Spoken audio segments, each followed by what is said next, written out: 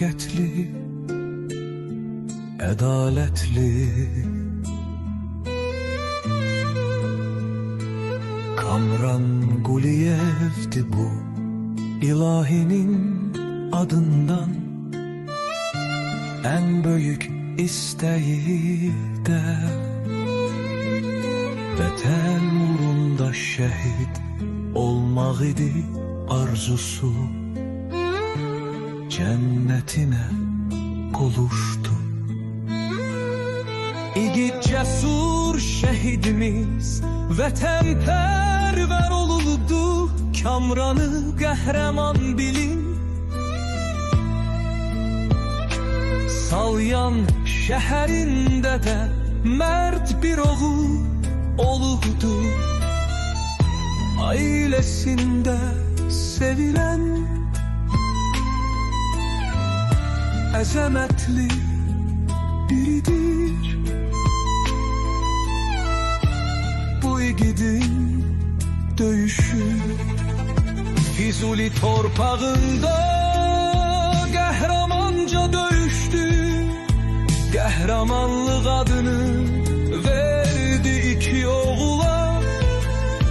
İki oğul atası ümid tunar övladılar. Fəxr edəcək həyatda öz igid atalarıyla.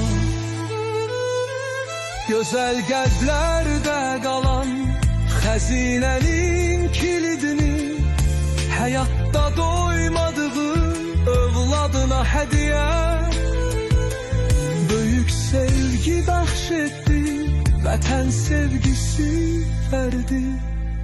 İndi Kamran söyleyin adınla gurur duyan.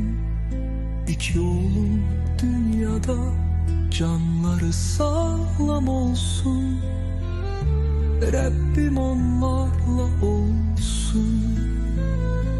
Yüzünde, kismetinde iki oğlun nuru var. Varlığını yaşadan can katacak dünyana. Her zaman bu kalplerde can verdiğin şehadet.